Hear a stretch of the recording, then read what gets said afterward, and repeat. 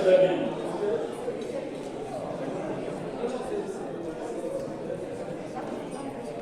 quelle joie de nous revoir tous pour ce 10e anniversaire du Paris du Nord, émanation de Pour vous les princes, pour vous les princesses.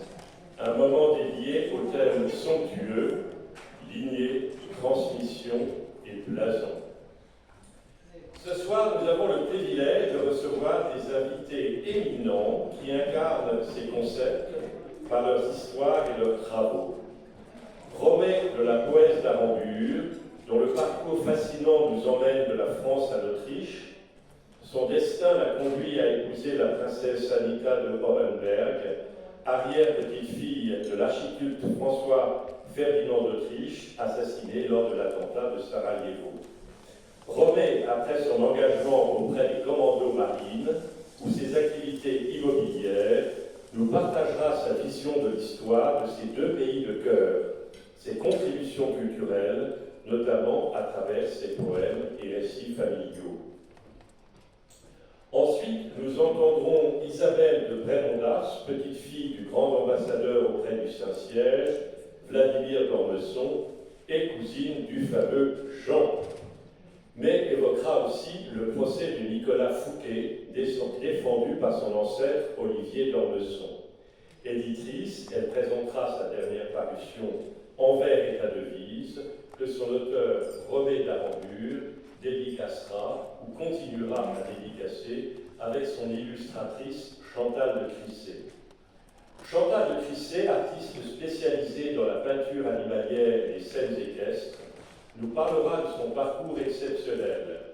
Ses collaborations avec Hermès et ses nombreuses publications ont fait d'elle une figure incontournable de l'art équestre. Elle nous contera une de ces petites histoires qui en font la grande.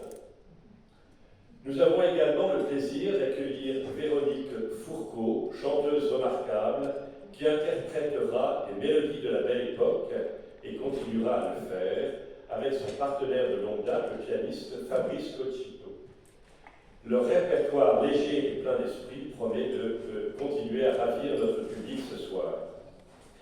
Les notions de pérennité, d'excellence, de fierté, de rayonnement et de générosité sont au cœur de notre thème.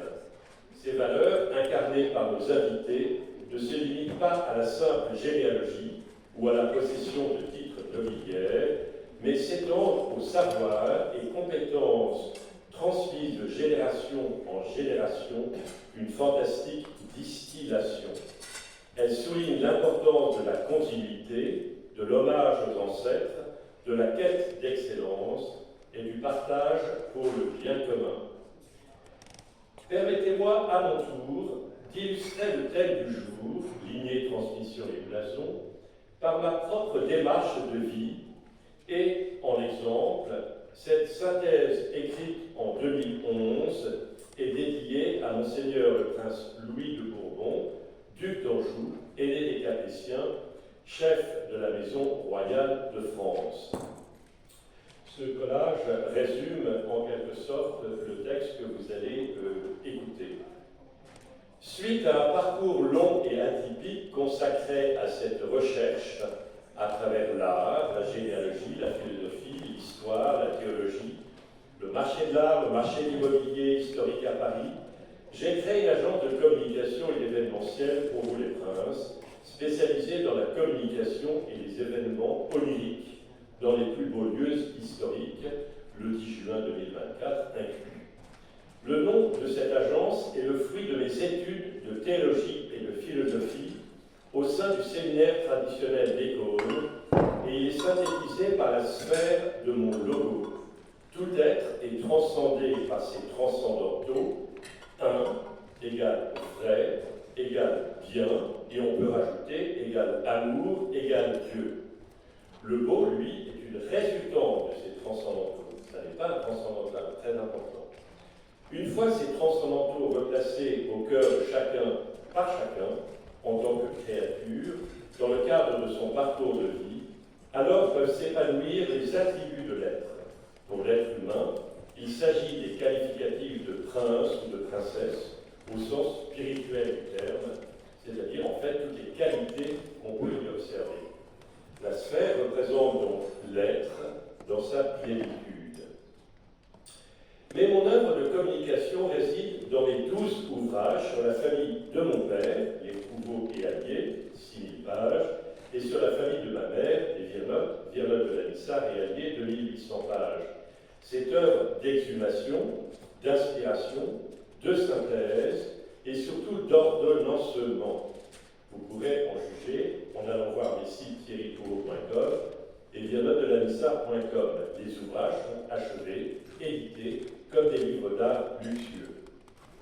Je fais donc l'œuvre que les monarques n'ont pas fait depuis 200 ans, ce qui a laissé les familles orphelines et sans jardinier, la République ne se considérant pas comme compétente pour l'ordonnancement des familles, ceci relevant de la tête.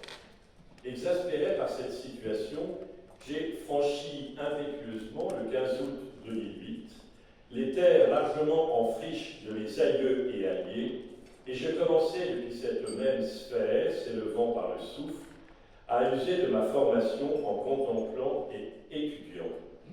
Alors j'ai pu découvrir la beauté du tracé de ces parcs et de ces demeures patriciennes, à la bourguignonne, à la flamande, à la française héritée de mes pères.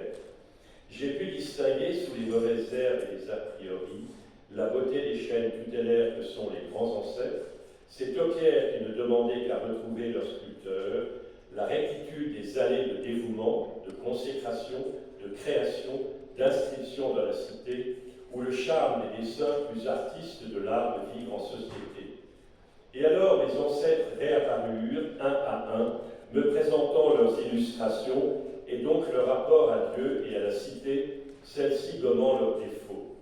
Ils se rassemblèrent toujours plus nombreux et commencèrent à collaborer avec moi, m'apportant leur amour, leur fidélité, leurs œuvres. Et chaque jour, c'est un ou plusieurs trésors. Le 15 août 2009, date du premier anniversaire des sites, ils dévoilèrent leur merveilleuse et familiale manufacture royale du Dauphin, créée au XVIIIe siècle et dont j'ai repris la marque, manufacturedudauphin.com. Aujourd'hui, c'est l'inspiration qu'ils m'apportent pour venir vous parler. Ma famille a été représentative des deux voies que représenta la Grande Révolution. La famille de ma mère, les Virnotte de la Lissard, était composée au XVIIIe siècle de deux frères très fortunés et influents à Lille, et qui incarnent chacun les deux options. La transcendance, en la personne de l'anobli Charles-Louis Virnotte de la Lissard, dont la descendance appartient encore aujourd'hui par les femmes à l'ancienne, puisque non renouvelée, noblesse, et le pragmatisme plus commode du XIXe siècle, qui s'ouvrait en la personne d'Urbain-Dominique Virnotte, dont la descendance masculine perdure. La famille de mon père restera très longtemps monarchiste, jusqu'à mon père et moi-même. Je ressens la défection de la monarchie depuis plus de 150 ans en France, tel un orphelin, et je regarde la division bicentenaire des deux branches de la famille royale française comme un scandale au sens évangélique du terme. J'ai donc appris depuis toujours à m'aider et à me servir par moi-même pour servir à mon tour. Le fruit de mes deux ouvrages familiaux est d'avoir ordonné cette centaine de familles patriciennes des Flandres méridionales, personne ni aucune institution ne daignant les observer avec une juste transcendance. Avant, on me regardait en tant que membre de ces familles, comme un industriel, un fabricant de chaussettes. Aujourd'hui, je reçois dans les deux demeures ancestrales restaurées que sont mes sites, et j'ai pu regrouper les caractéristiques uniques de ces familles depuis 700 ans au patrimoine vivant de la civilisation, on n'est jamais mieux servi par soi-même, en facilitant aux hôtes la vue aérienne des illustrations et des dévouements depuis la sphère. Ce soir, nous rendons également hommage à l'association d'entraide de la noblesse française, fondée en 1932, tant en France qu'à l'international. L'ANF continue de jouer un rôle de passeur de valeurs, enrichissant les générations actuelles et futures. Récente et complémentaire et respectueuse petite sœur de l'ANF, la LF, Association des lignages de France, vise à sensibiliser chacun qu'il est à la tête, je dis bien chacun, qu'il est à la tête du magnifique patrimoine immatérielle de ses ancêtres, et elle tend la main aux lignées qui n'ont pas encore constitué leur synthèse manuscrite. Au cœur de l'ALF se trouve la constitution des thésaurus agnatique, thésaurus comme trésor, et agnatique, la lignée du père, etc., synthèse sur 1, 2 ou 3 pages, comme un article Wikipédia, que chaque lignée rédige en rassemblant tous les porteurs du nom apparenté et ce en quoi ils ont servi le bien commun. Ce n'est donc pas du tout un travail simplement généalogique, car le service du bien commun est le premier caractère distinctif des vraies élites. Ça, c'est fondamental. Chaque famille élaborant son propre thésaurus témoigne de son histoire, de ses valeurs et surtout de son rayonnement envers le bien commun, illustrant ainsi la continuité et l'évolution de la notion de vraie élite. L'ALF propose de faire précéder ces thésaurus par un blason existant ou créé aux strictes règles héraldiques comme narration vivante, symbole et lignée, renforçant leur rôle au sein des sociétés de la société contemporaine. De plus, l'ALF promeut un nom de famille unique par lignée s'ils sont trop répandus, comme Durand, Dupont, Rodriguez, Young, Wang. Gardant le nom, bien sûr, comme identité sacrée, mais le distinguant la particule des popularité par un autre nom ou mot relié par un trait d'union, renforçant ainsi l'identité personnelle et la fierté familiale. On connaît le nom Durand, mais on connaît le nom Durand-Ruel qui correspond à une famille bien précise, avec des personnages bien précis. Un nom avec trait d'union sera et est désormais synonyme de pérennité, de bienfaisance et d'honneur. La demande de reconnaissance et d'ordonnancement des lignées est considérable et internationale. Chaque pays a donc à sa tête un chancelier qui coordonne l'inventaire de tous les lignages et qui veille à la réalisation du nom unique. Il y a déjà des quasi-chanceliers au Brésil, au Liban, et bientôt en Espagne, en Italie, et des vice-chanceliers par région, si le pays est trop vaste et nombreux. En embrassant et en promouvant ces valeurs, l'ALF ne se contente pas de préserver le passé, elle forge un avenir où la noblesse et l'esprit de noblesse sont perçus plus que jamais comme un idéal élevant, comme une force vivante et dynamique.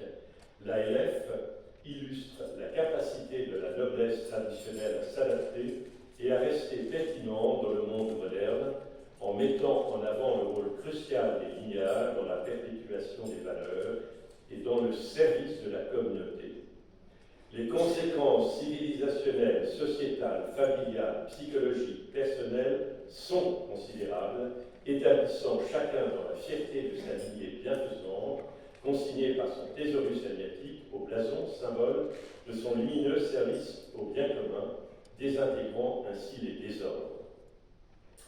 Je voudrais vous faire part d'une découverte récente. C'est le symposium SAGE, S-A-G-E, Symposium Alliance Globale Expertise, que j'ai découvert, initié par des membres provenant du World Economic Forum, qui aspirent à la liberté fondamentale de la pensée plutôt qu'à des projets de standardisation.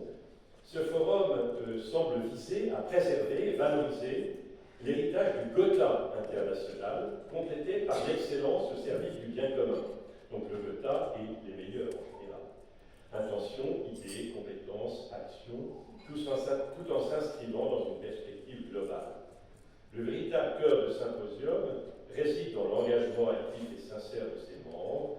Composé du satellite informationnel d'influence internationale, Symposium opère comme un think tank dynamique. Ces outils de communication ne sont pas seulement des extensions de son prestige, mais des instruments cruciaux qui permettent la diffusion de perspectives innovantes, l'émulation de ces liens économiques et les propositions de solutions alternatives aux problèmes sociétaux majeurs. Il renforce la notoriété et la crédibilité du symposium de par l'influence et l'efficacité de ses membres engagés. En tant que cercle exclusif, Symposium offre un cadre exceptionnel de synergie où les membres peuvent participer à des dialogues, des réflexions stratégiques, des réalisations significatives. Cette combinaison unique de tradition et d'innovation positionne Symposium comme un Gothard renouvelé par son leadership, prêt à relever les défis du XXIe siècle, tout en restant ancré dans les valeurs de son héritage.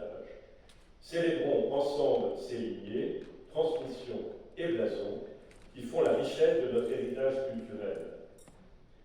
Je voudrais vous lire une dernière phrase qui est probablement une des phrases les plus précieuses que nous avons et qui a été prononcée par Saint-Pédis en 1911. Le peuple qui a fait alliance avec Dieu au fond baptismaux de Reims se repentira et retournera à sa première vocation. Un jour viendra où la France, comme Saül sur le chemin de Damas, sera enveloppée d'une lumière céleste. Tremblante et étonnée, elle dira « Seigneur, que voulez-vous que je fasse ?»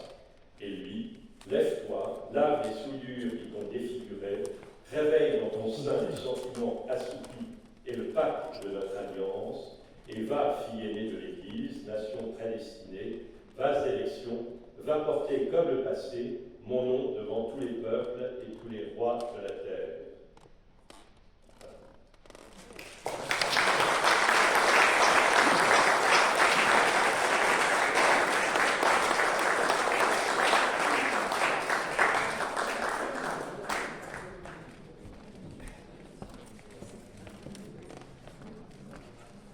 Nous avons le plaisir d'écouter le comte Romet d'Arambure qui va prendre la même place.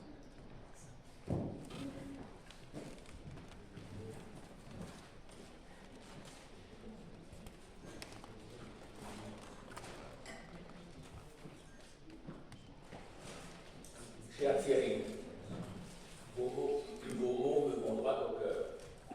Votre initiative nous permet de rendre hommage à tous ceux dont nous portons les gènes et qui s'expriment par les talents qui nous sont donnés.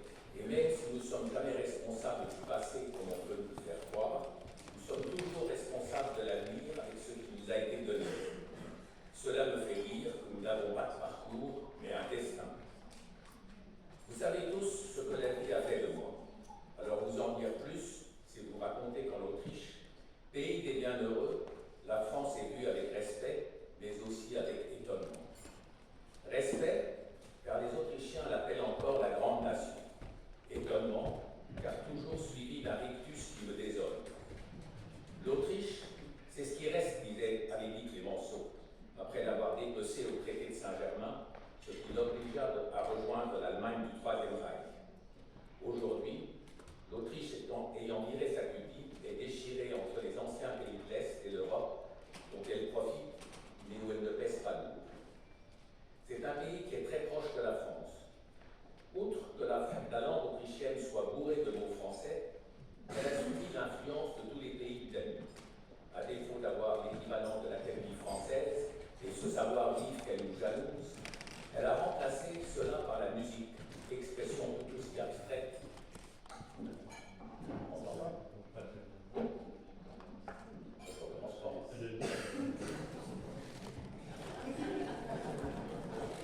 Elle a remplacé cela par la musique, expression tout aussi abstraite que la vie. C'est ainsi que les grands compositeurs comme Mozart, Beethoven et Bach sont tous des Autrichiens, ce qui est totalement faux, et qu'ils se sont débarrassés d'Adolf Hitler pour le laisser aux Allemands. Le petit village que j'habite, d'à peine 1200 habitants, dispose d'une piscine, de 3 tennis, d'une école de musique et bien entendu d'une fanfare habillée à l'autrichienne, mais en culotte à la française et chapeau à plumes. Le 1er mai, c'est la fête de Saint-Joseph, patron des travailleurs, et l'église pavoise aux couleurs du Vatican. Sur le toit flotte le drapeau rouge et blanc de la famille d'Habitat, et à l'entrée du parc, les fleurs de lys et Luxembourg qui sont des bonbons parents. Démodé, direz-vous, mais pas du tout. C'est juste un pays qui intègre son histoire tout en étant moderne. C'est le dernier pays neutre de l'Europe et il n'y a ni droit de succession qui s'appelle impôt sur la mort, ni droit de donation, bien entendu, pas d'ISF ni FI. C'est un véritable pays cocagne. Quand je me suis marié, je pensais qu'on reprochait aux Français d'avoir coupé la tête de Marie-Antoinette, d'avoir maltraité Marie-Louise, mais pas du tout.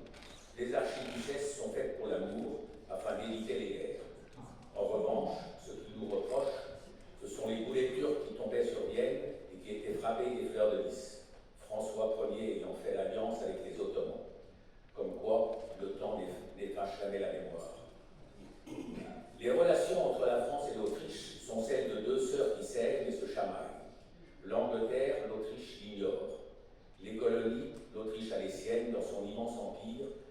besoin d'aller chercher ailleurs. Quand la dernière des Habsbourg, Marie-Thérèse, épouse François de Lorraine, cela donne lieu à la pragmatique sanction qui reconnaît l'unité de l'Autriche.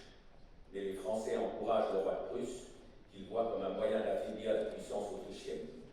Ils en perdront la facture quelques décennies plus tard.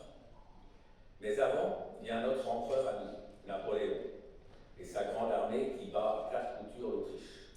Résultat, l'empereur François II du Saint-Empire romain germanique, ayant peur que Napoléon, soutenu par tous les ratelets allemands qu'il avait fait, se fasse élire empereur, dissout le Saint-Empire et devient François Ier d'Autriche. Cela nous montre l'importance des symboles. Mais comme l'Autriche sait aussi se servir de son lignage, elle finit par donner l'archiduchesse Marie-Louise à Napoléon pour assurer la paix. Le terme de donner me vaudrait certainement lire de nos sorcières aujourd'hui. Et sur le plan de la symbolique, l'aigle remplace l'hélice, et comme il n'a qu'une tête, alors que celui d'Autriche en a deux, le congrès de Vienne se chargera de remodeler l'Europe.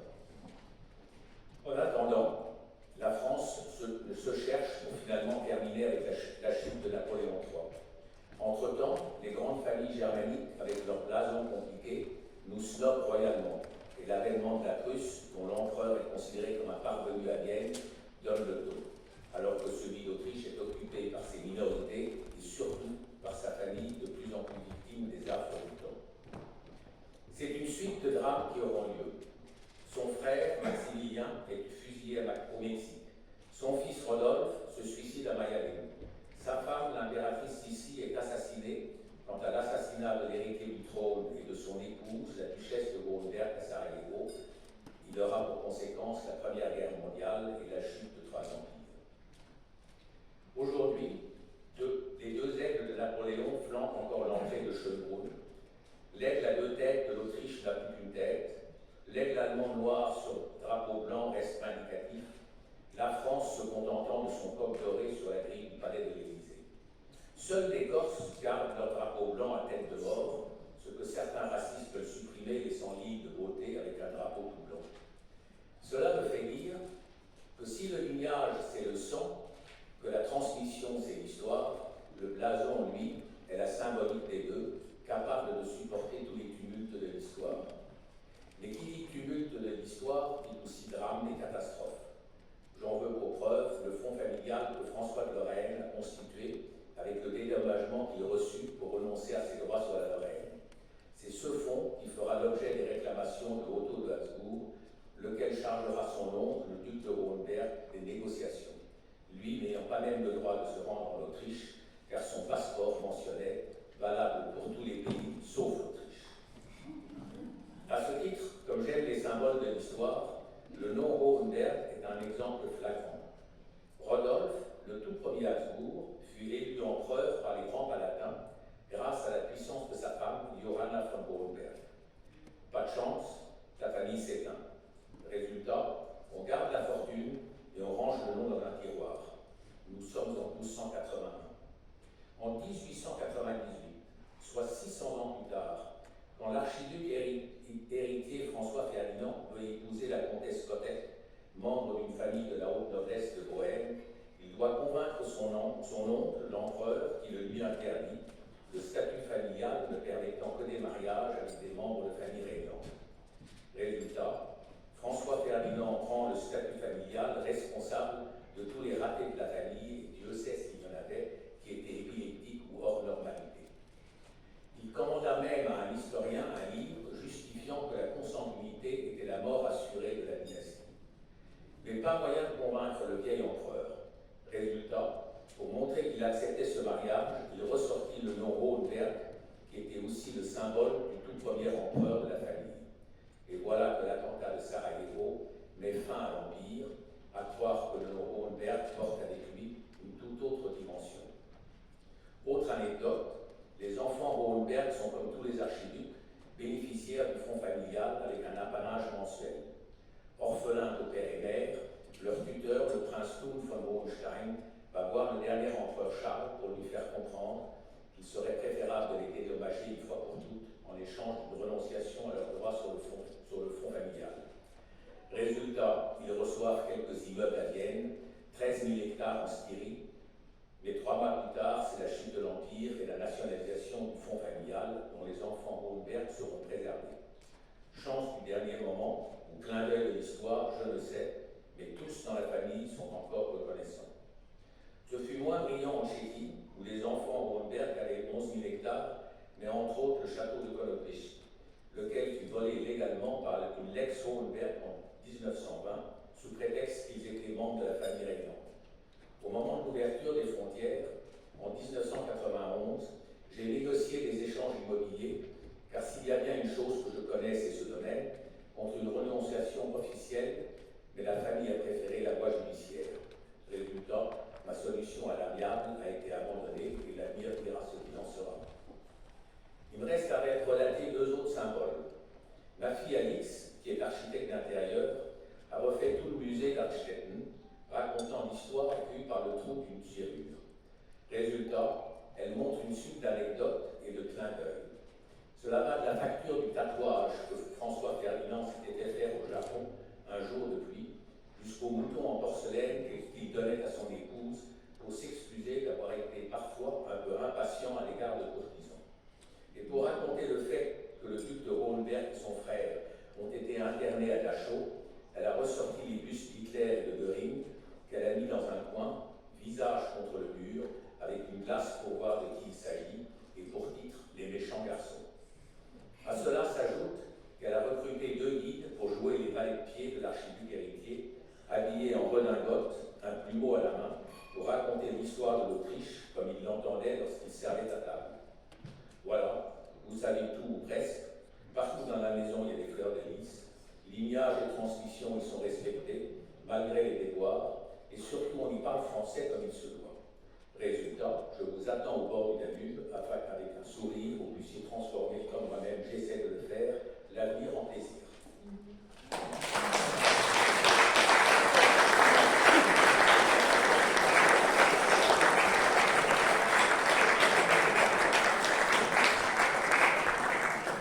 Merci Robert, passionnant. Et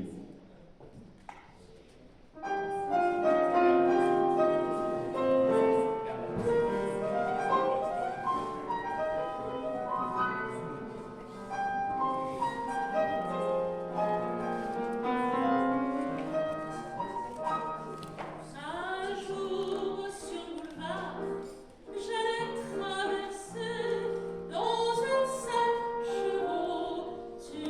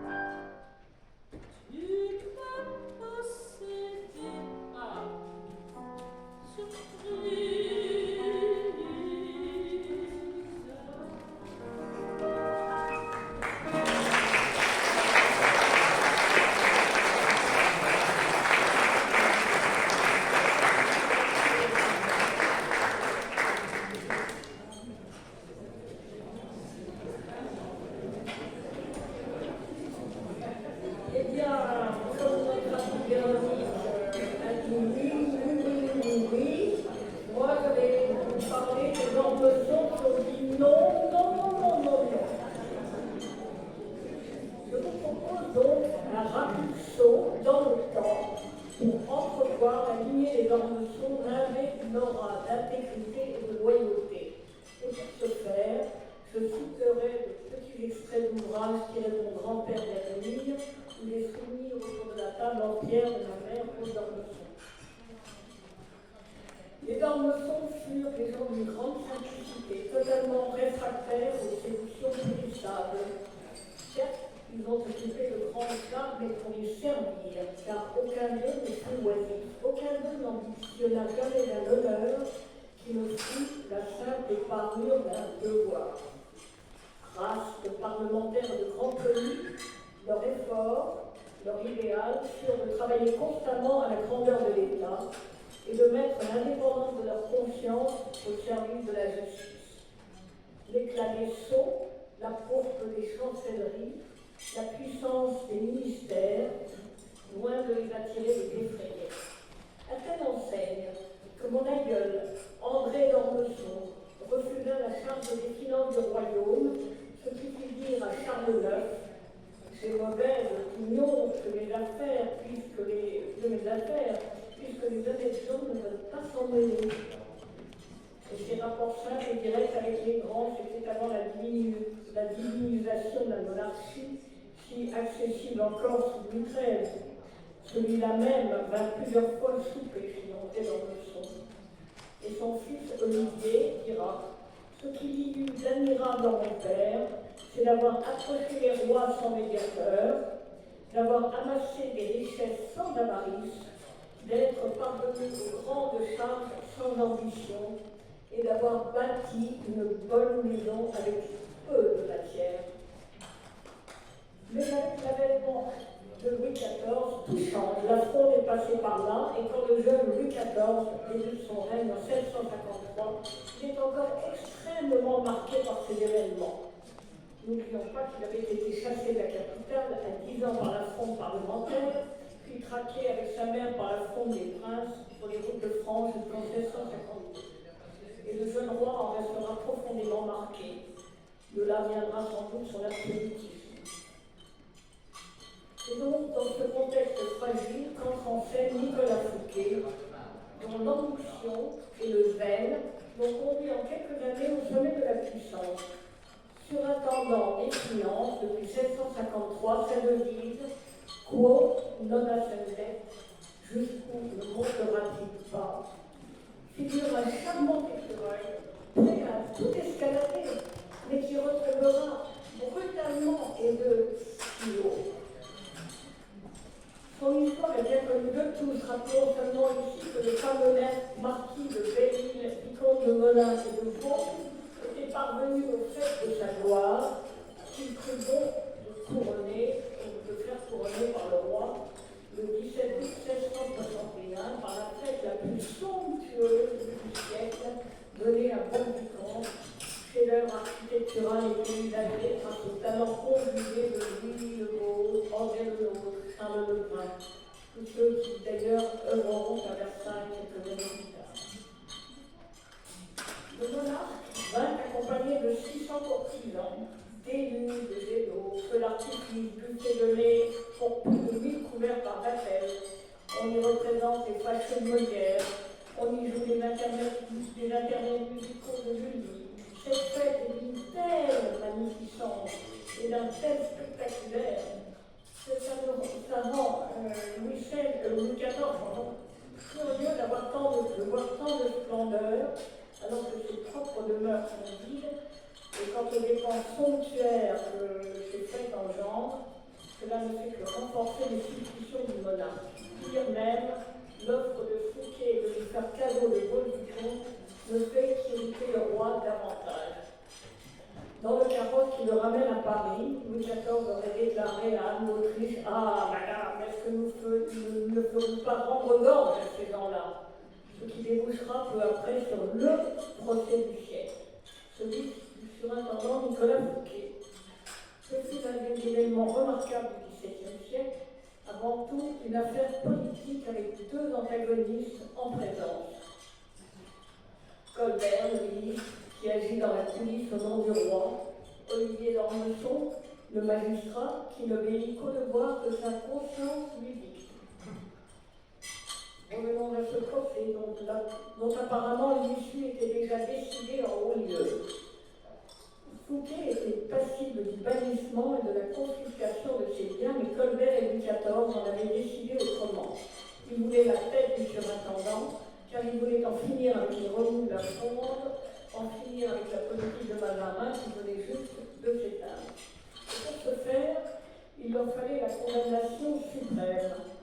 Outre le crime de péculat, celui de lèse-majesté entraînerait la mort de l'accusé. Colbert n'hésitera pas à faire fabriquer des faux pour compromettre Fouquet. Lui, Colbert, dont le blason figure une couleur, sera fort contrarié de voir ces basses manœuvres dévoilées au grand jour. Elles choquèrent la France entière et rendirent mon ancêtre magistrat très suspicieux.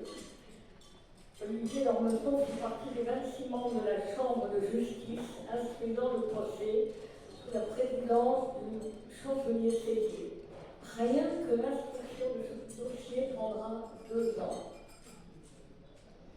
En dépit des faux témoignages et de tout ce qui s'exerce contre lui, bonne parole, intimidation voilée, pression, menace tournant au chantage, Olivier d'Ormesson tient bon. Son intégrité se dressa contre le roi à qui il répondit « Sire, la cour rend des arrêts, non des services. » Et contre vent des marées, il s'enferme à Ormesson avant de rendre ses conclusions. Il se recueille et prie ardemment. Il sut dire non et mettre en application le fameux adage que l'on prête aux magistrats. La plume est serve, mais la parole est libre. Olivier d'Ormesson opina pour le bannissement perpétuel et la confiscation des biens, écartant l'accusation de lèse-majesté.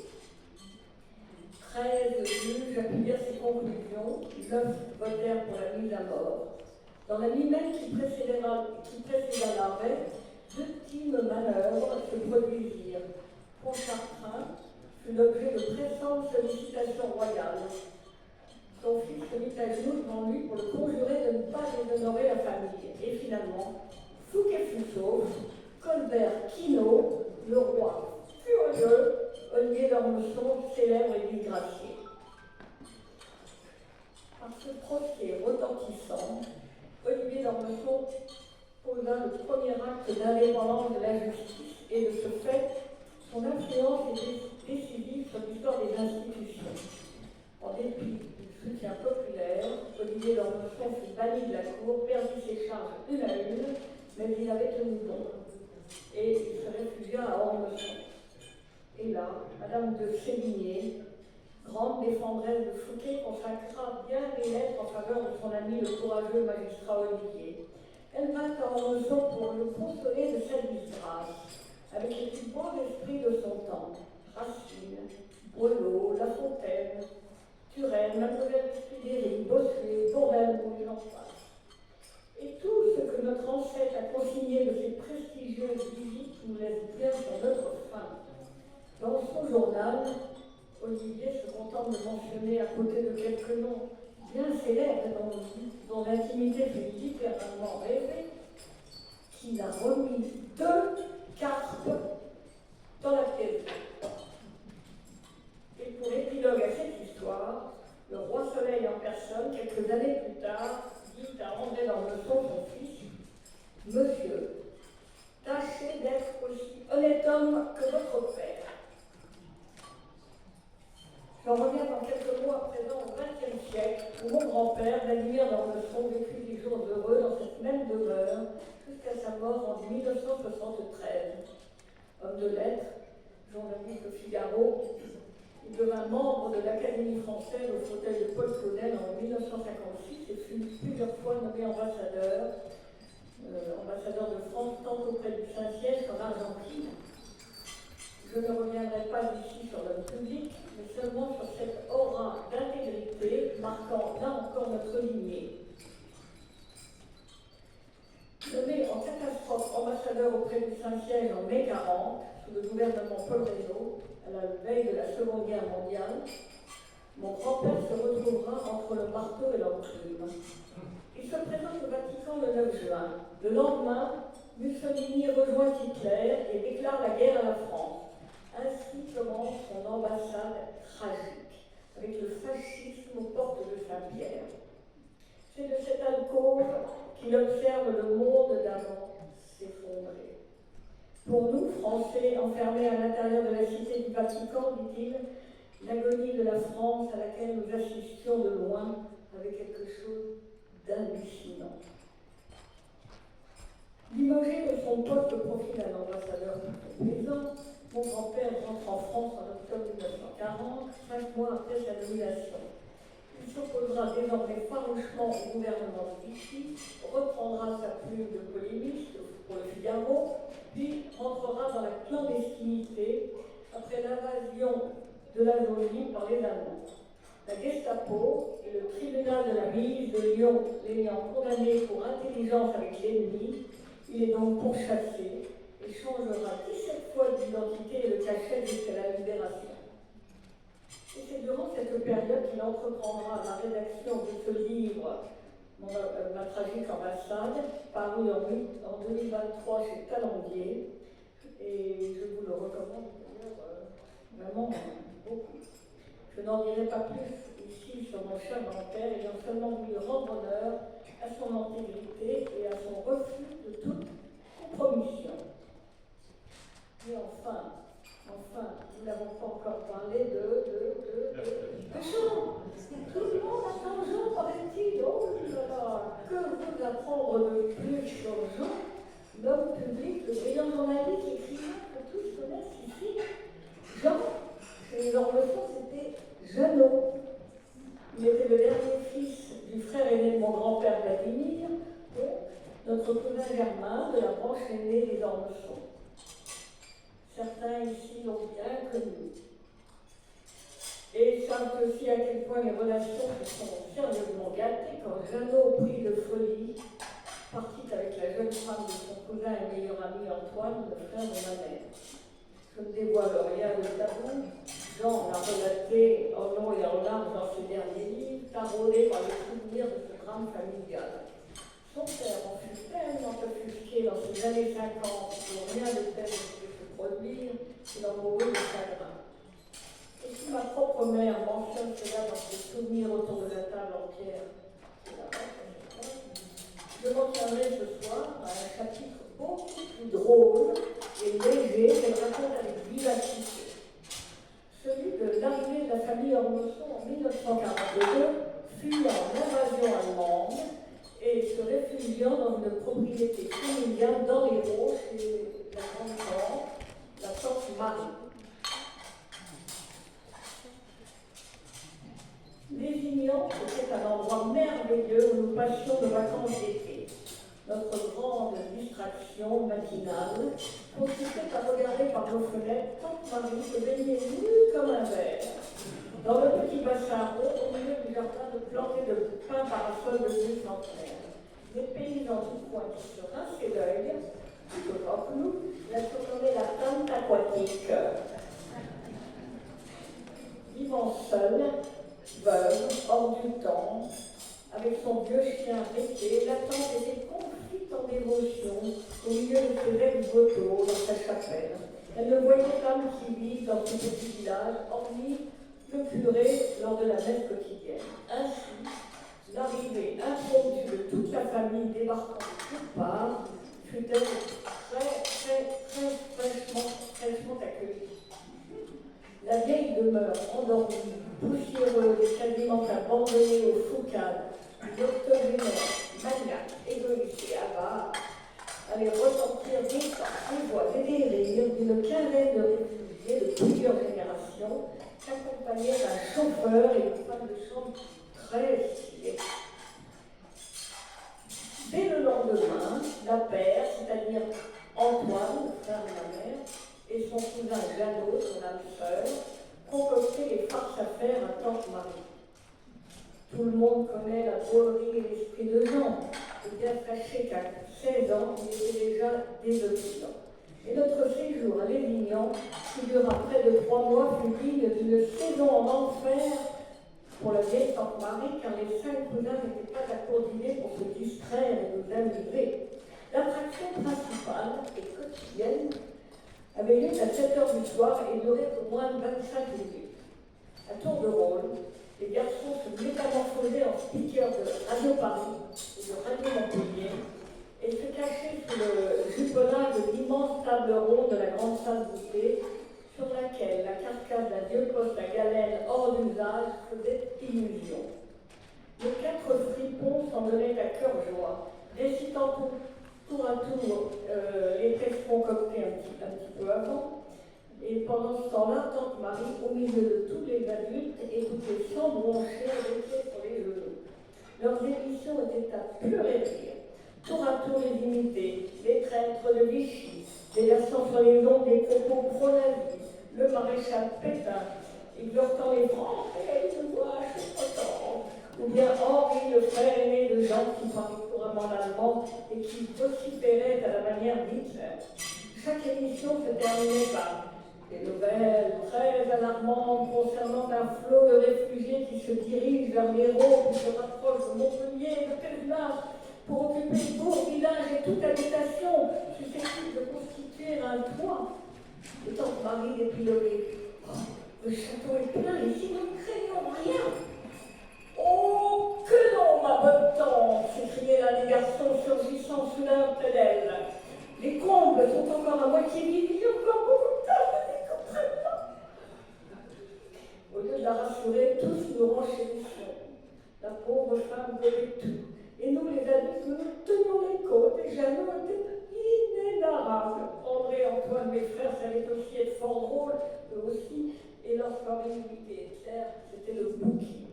Malgré l'horreur du moment, le martyre de la France et les inquiétudes qui nous taraudaient, nous avons connu, grâce à ces sacripants, le bien-être et fou rire auquel notre malheureux Châtelet ne comprenait rien.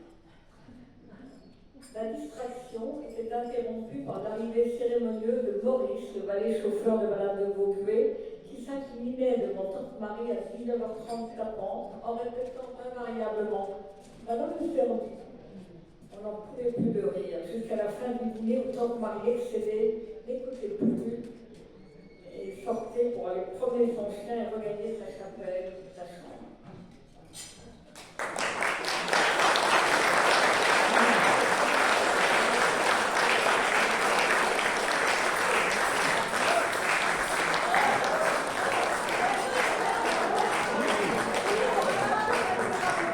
Bravo.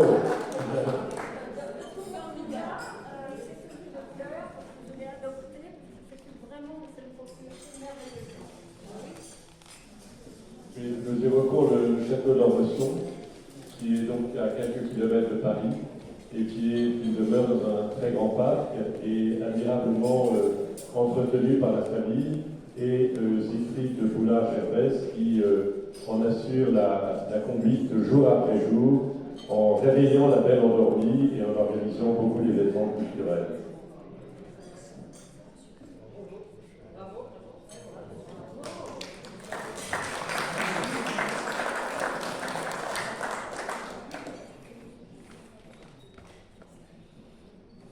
Un petit silence, et nous allons bientôt entendre Chantal de Crissé.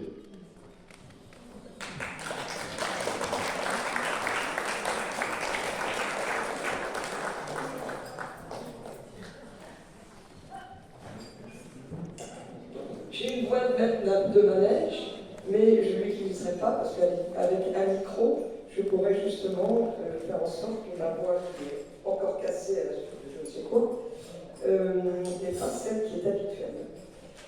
Je trouve intéressant de se retrouver ici pour...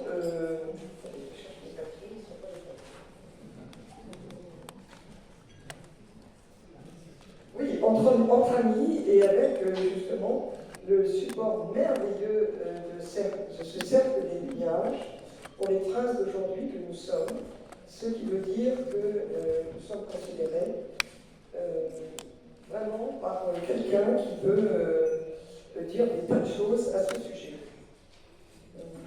Je n'ai pas pris des bons papiers, je vous remercie.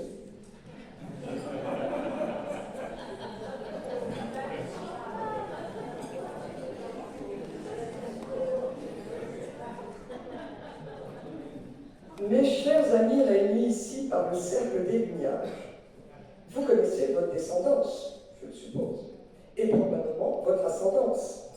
Alors il me serait agréable de vous réserver une petite surprise pour pouvoir vous appeler mon cher cousin Campeador ou ma chère cousine Campeadora, ce qui voudrait dire que vous avez donc Rodrigo Diaz de Vivar, plus connu sous le nom du Cid comme ancêtre, ce qui est mon cas, tant du côté paternel que maternel. Le Cid est appelé aussi El Campeador, qui veut dire le champion, qui vient du latin campi doctor, instructeur, maître d'armes. C'est un chevalier mercenaire catholique, soldat et chef militaire professionnel, marchant dans ses services, héros national de la Reconquista, qui devint prince de Valence. Il épousa Jimena, notre chimène, nièce d'Alphonse le Brave, fille du comte d'Oviedo, qui a été roi de la taïfa de Saragosse. Le roi Alphonse, craignant l'ambition de Don Rodrigo en Castille, le condamne à l'exil. C'est alors que ce dernier se met au service de l'émir Oudil, et combattant auprès des musulmans, hérite du titre de Cid, qui signifie seigneur en arabe. De son mariage sont nées 2 filles, Elvire et Sol. En 1093, les 2 sœurs épousèrent 2 frères, Diego et Ferdinand, fils de Gonzague, comte de Carrion de los Condes, à côté de Burgos. Accusés tous les deux de maltraiter leur épouse, le roi Alphonse de Castille les fit juger. Ils furent condamnés à se purger par un combat qui eut lieu dans la ville même de Carrion. Le Cid, trop âgé à cette époque, ne pouvait pas combattre pour ses filles. Il se fit représenter par 3 personnes. Face à eux, les 2 frères Carrion combattirent avec leur oncle. Ils furent blessés et vaincus, bannis et dépouillés de leurs avoirs. Leur mariage avec les filles du Cid furent annulés.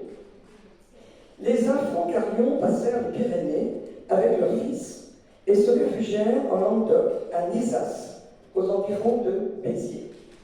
Ils ajoutèrent le nom de Nizas à celui de Carrion d'Espagne. Pendant 8 siècles, ce fut une longue lignée de gentilshommes soldats, fiers de leur hérédité campéadorienne, qui donnèrent sans marchander leur sang à la France, restant sourds aux avances de la monarchie espagnole, qui voulait leur restituer leurs biens en échange de leur retour. Le dernier du nom, le marquis de Carrion-Nizas, est décédé sous Napoléon III. Le Cid eut aussi un fils, Diego Rodriguez, qui l'envoya se battre aux côtés d'Alphonse de León contre les Almoravides. Diego y trouva la mort. Il laissa 2 filles, Cristina et Maria. Le Cid et Chimène sont les ascendants par des femmes de tous les rois de France et de Navarre qui n'ont pas régné, sauf Henri IV. Le Cid décède le 10 juillet 1090 lors du siège de Valence tenu par les musulmans. La légende dit qu'une fois mort, son épouse Chimène le fait tenir droit sur son cheval Valleca grâce à son épée Tizona, de façon à ce que ses soldats le croient encore en vie pour continuer à tenir Valence contre les musulmans. En fait, cette ville ne fut reprise par les chrétiens que 136 ans plus tard, sous le règne de Jacques Ier d'Aragon, 2 frères de Maria et Cristina. C'est fou les recoupements de l'histoire en généalogie. Le Cid a tombé aux côtés de celui de son épouse dans la cathédrale Santa Maria à Burgos. Son épée Tizona est au musée de l'armée de Madrid. Une côte et une omoplate du Campeador ont été prélevées lors du pillage de son tombeau par les troupes de Napoléon Bonaparte en 1809. Elles sont conservées dans un reliquaire au musée Bertrand à Châteauroux, dans l'Indre. Alors, chers amis, y aurait-il parmi vous dans cette salle quelques cousins ou cousines Campeadores? Oui, personne ne se lève? J'en suis étonné. Ah, ma cousine, levez-vous. Une seule personne? Mais notre cher Thierry Provost, avec son cher Rogan. Vous êtes sûr que vous n'avez pas quelques alliances à travers les... Oui. Ah bon, alors je vous ai fait une trop grande surprise qui n'a pas été préparée par les uns et les autres. Donc voilà, je vous donne tout simplement un rendez-vous à un autre dîner et puis nous reparlerons du Cid. Il n'empêche que j'ai traversé la Castille à cheval avec ma cousine. Après avoir donné un dîner où nous étions 8 personnes avec nos propres généalogies, dont d'ailleurs un Vénitien, et c'était assez amusant parce que tout le monde s'est assez chambré. Mais traversant la Castille à cheval, ma famille ayant été anoblie par Charles Quint, donc nous sommes considérés comme Grand d'Espagne, il m'était possible de rentrer à cheval dans la cathédrale. Et avec ce groupe avec lequel nous étions, évidemment, notre présidente avait très peur que je le fisse. Bon, voilà. Alors, comme nous avons traversé la Castille, eh bien, le Cid était par-ci, par-là, et Isabelle et moi, nous descendions de cheval pour passer devant sa statue ou son buste avec un grand respect de descendante. Voilà. Merci pour votre attention. J'avais préparé quelque chose d'autre, et peut-être entre les deux, nous pourrions avoir une petite distraction vocale chantée. Est-ce ainsi? Ah, moi j'ai une surprise. J'ai une surprise pour une amie très chère qui est à ma table, qui s'appelle Corinne Demarais et qui descend de la famille des Vaudreuil. Alors je vais lire la devise des Vaudreuil. Je n'arrive pas en latin, je ne sais pas mon gafio, si c'est mal traduit, ça va encore me tomber dessus. Mais c'est fais ce que doit, advienne que pourra. Donc André a dit les choses suivantes. Ce que tu dois est ton devoir. Évite juste de décevoir. Fais toujours ce que tu peux. Confie le reste au ciel. Le vent qui passe te donnera conseil. Que le temps passe et revient du soleil.